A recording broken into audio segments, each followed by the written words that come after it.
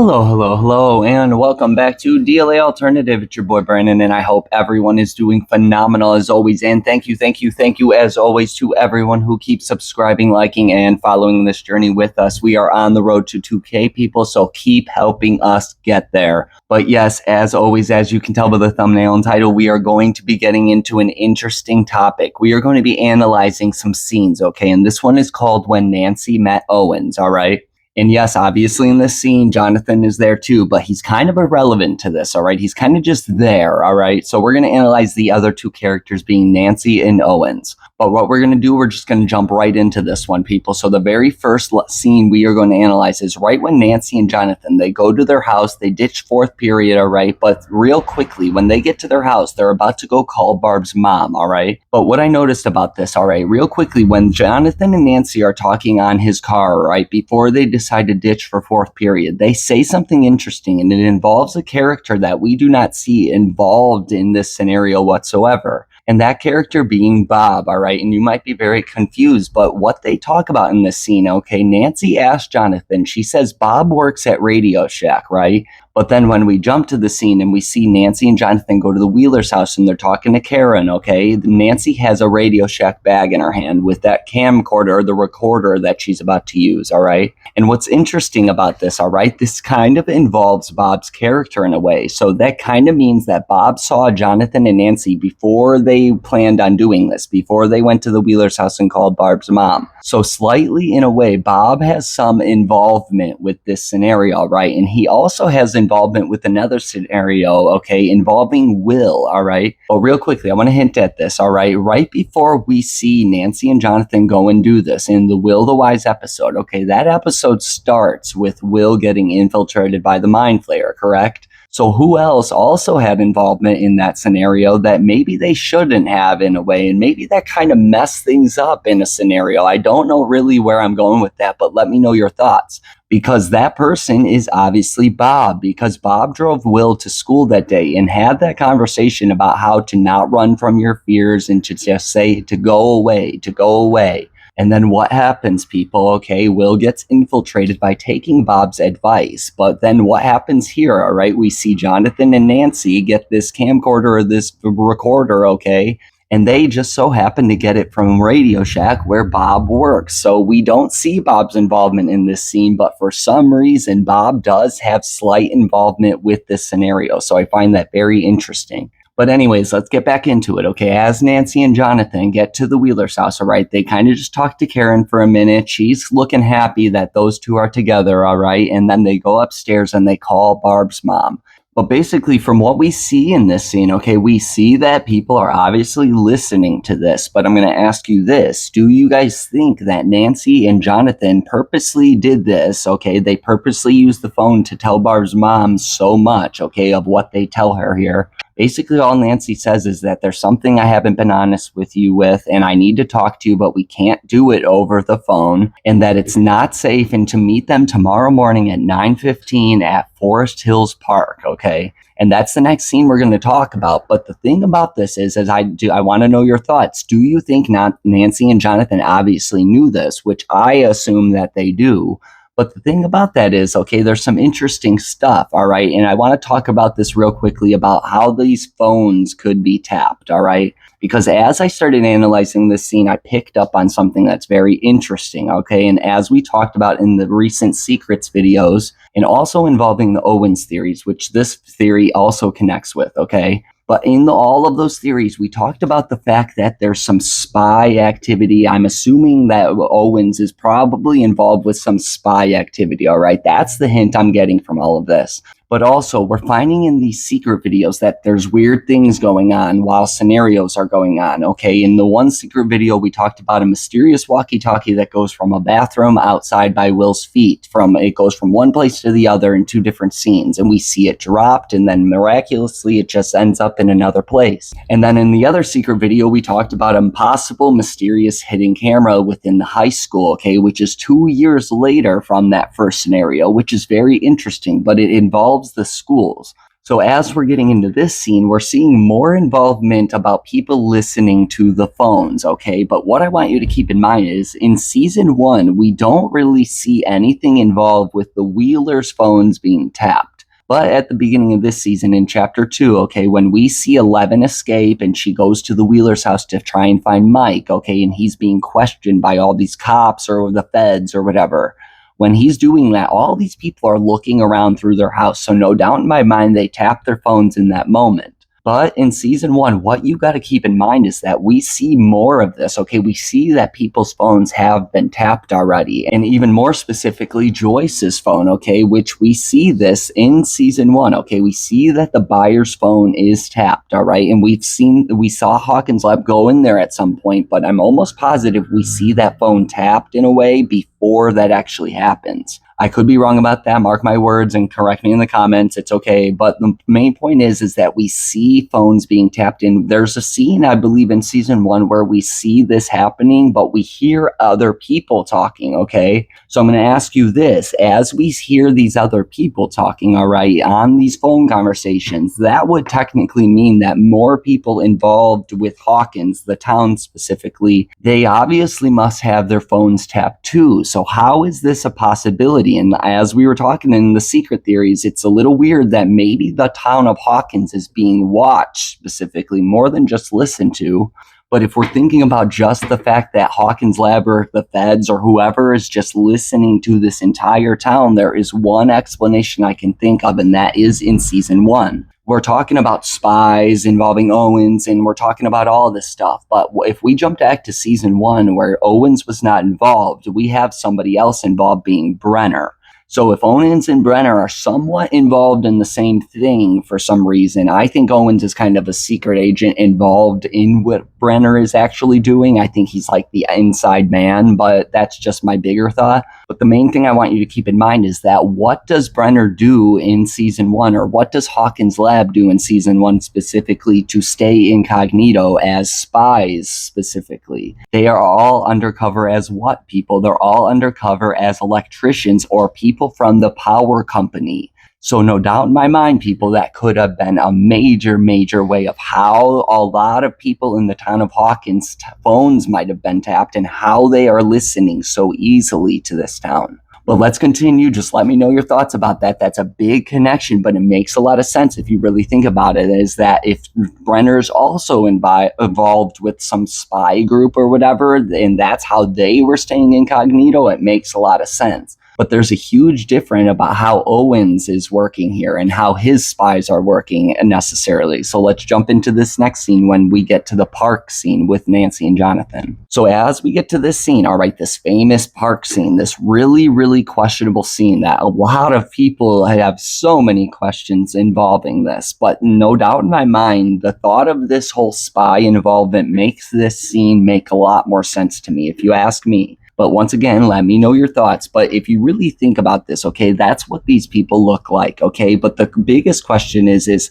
why are all of these people involved, and why are there so many spies in this scenario, in this scene? And as we know how this scene entails, okay, we see this mysterious guy start talking to his jacket, which we talked about in the Who's Watching Will theory, about that we see this earlier on, all the way in the first episode of the season. 3 full episodes before we actually see a scene of this in the show, which is very interesting. So this was happening before we even see this here. But the main thing about this is we see all of these people, okay? We see women, men, and all of these people just in these random scenarios doing random things. But we also see children, which is very confusing to me. And I don't mean to disappoint you, but I have yet to figure out an explanation about why and how there are children also involved with these spies, okay? And I know that we have Hawkins Lab with these science and lab rats of children that they want to call them. I don't want to call them that, but that's what they call them in the show, or at least Henry Creel calls them that. But my main point is that we see like children involved with Hawkins Lab, but we don't see them out in a real world scenario like this. So that's where it gets very interesting. And that's why I really truly truly think that Owens is involved with something else outside of Hawkins' lab. I truly think he's like a secret agent trying to do intel or go undercover, involved with Hawkins' lab and involved with Brenner specifically. And now that those people are gone, okay, Owens kind of has the upper hand, and maybe that's where they needed to go. They needed to get Brenner out of the picture, and now they could try and figure this out.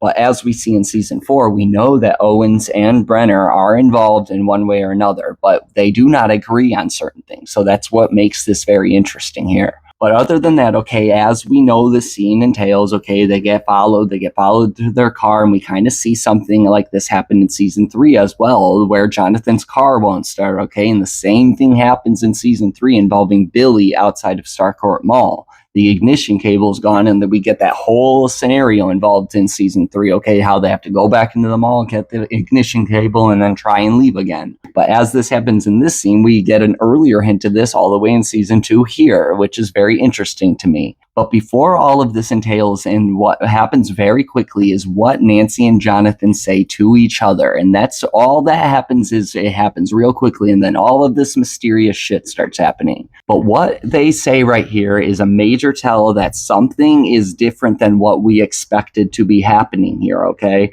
Because as Nancy starts looking around, okay, she's looking around, she's getting impatient, she looks at her watch, and she looks at Jonathan and says, it's 15 after, and she looks very impatient, okay, like they're waiting. But this is the tell that something is weird, okay, and we expected something different to be happening here as viewers, all right? Because what Jonathan says right here, he goes, just give him time. He does not say just give her time, as in Miss Holland, Barb's mom.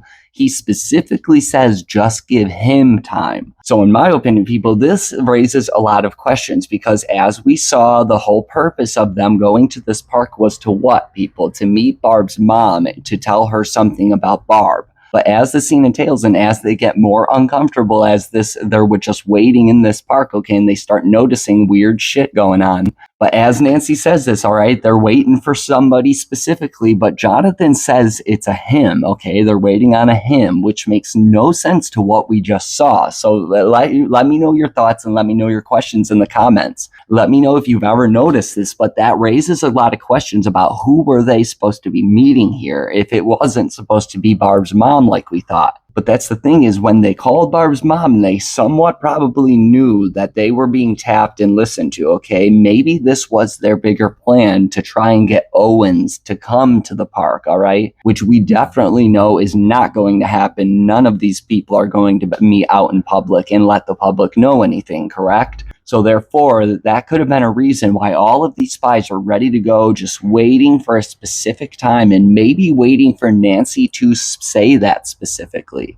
Because right after Nancy and Jonathan have that little conversation, when they were just staying dead quiet, looking around, that's when everything happens with that guy that Nancy notices him talk to himself and talks to his jacket, and then they start getting followed. So no doubt in my mind, timing is everything to this. And maybe that could be a bigger thing of what Owens is involved with necessarily. Maybe not just knowing what is supposed to be coming, but maybe specifically knowing the timeline of events, or making sure that the timeline of events actually happens a specific way. Even these little things, like when Nancy and Jonathan start talking, that's the marker for that guy to talk to his jacket, let everybody know to start watching them, so they get nervous and then they walk away, so they can actually do all this. And then there's a bigger picture going on here where they're going to take them to Hawkins' lab. And that's the scene we're going to jump into next, okay? When Nancy and Jonathan go to Hawkins' lab and actually meet Owens, all right? So as we see this, they're in that room, all right? And what does this remind you of, in a way, before we get started here? What does this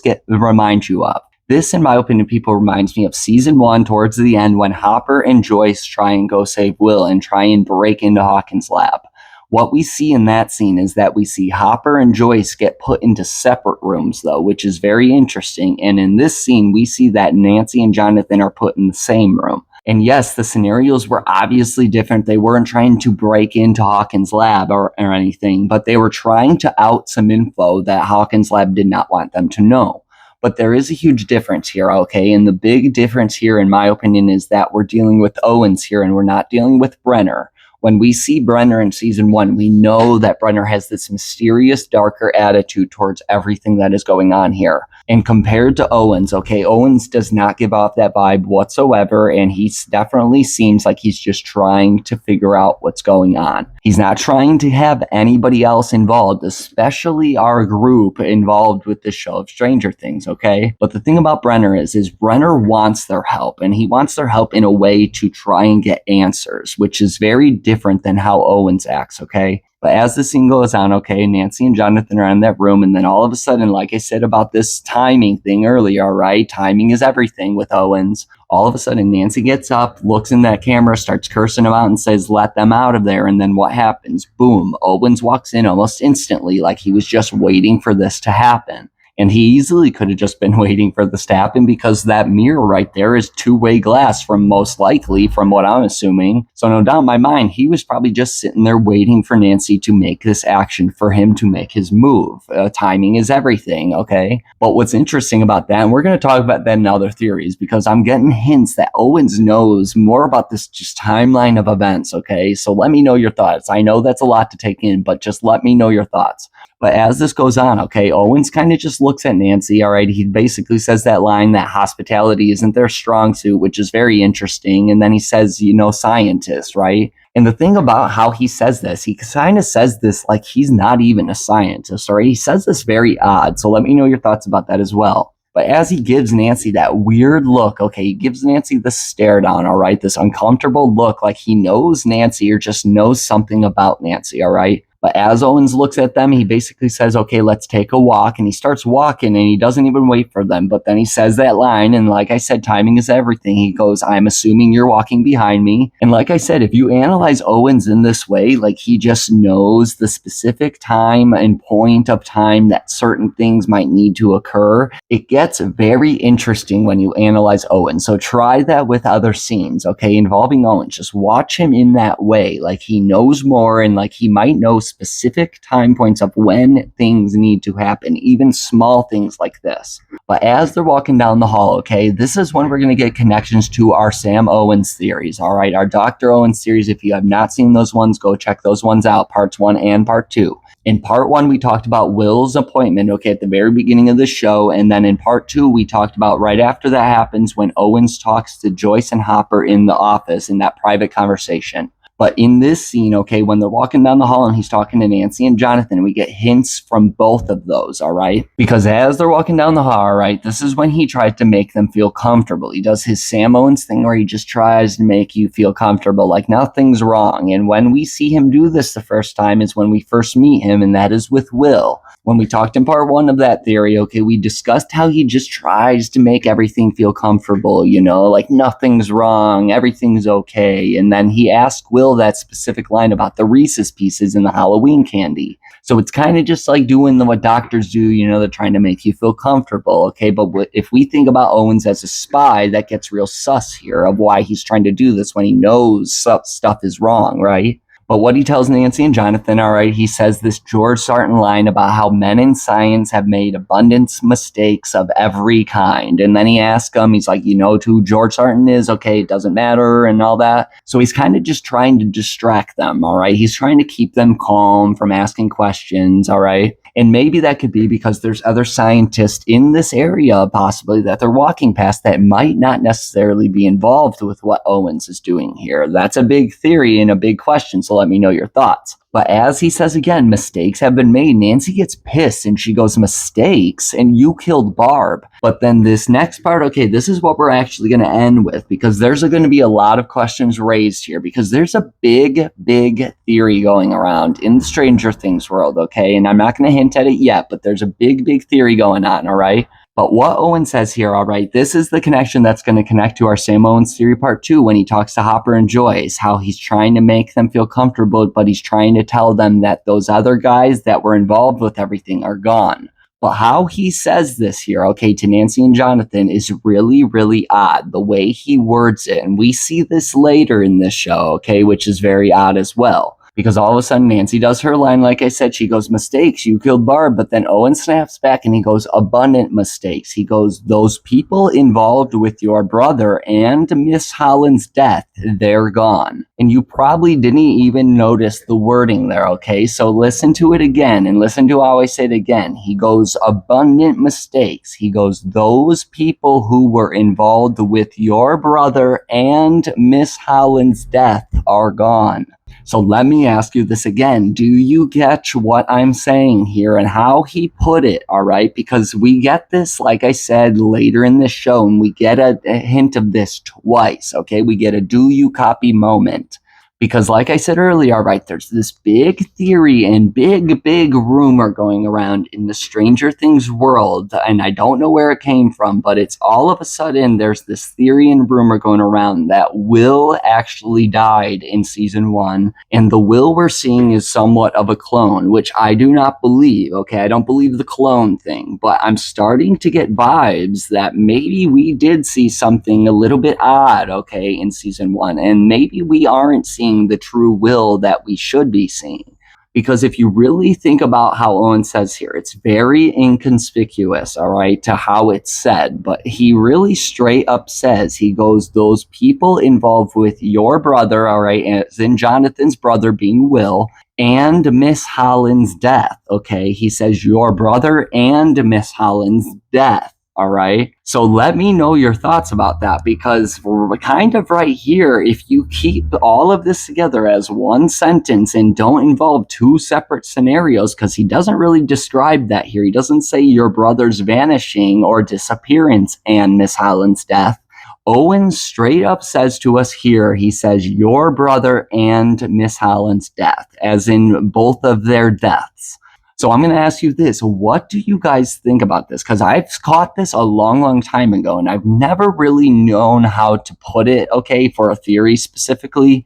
But as we're analyzing these scenes and have analyzed Dr. Owens, I started picking up on more about how he knows certain things or how there's a certain timeline of events that he might know.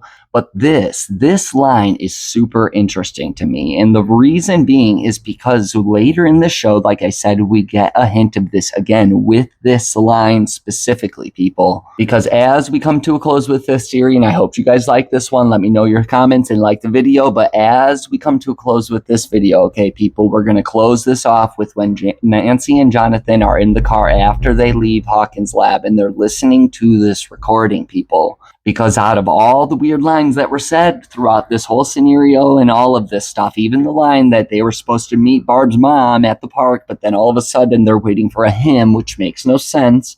But more importantly, people, we get that weird line about how Owens just kind of says it so inconspicuously, and it's a little odd to me, but we get this again, okay, when they're on the ride to Murray's house. Nancy starts listening to the recording to make sure that they got what they needed to hear, okay, and that it's good enough for them to bring to Murray and start an out Hawkins lab, correct? But specifically the line that we are shown and we get a do you copy moment is that same line that he just said. It straight up says on the recording, those people responsible for your brother and Miss Holland's death, they're gone. And then she reverses it like we see, and then all of a sudden it says it again. Those people responsible for your brother and Miss Holland's death are gone. So let me know your thoughts, people. I know that's a huge assumption. I don't really know where to go with that. I don't think Will died, but I have no idea what to even think about that. But there's this big rumor going on, okay, in the Stranger Things world. And no doubt in my mind, that rumor connects to this line. So the bigger question is, people, and the fans of DLA, and I love each and every single one of you, can we figure out this big secret and this big reveal? And we know from the first Shadow origin story, I'm going to hint real quickly, that there's supposed to be a big reveal in season 5.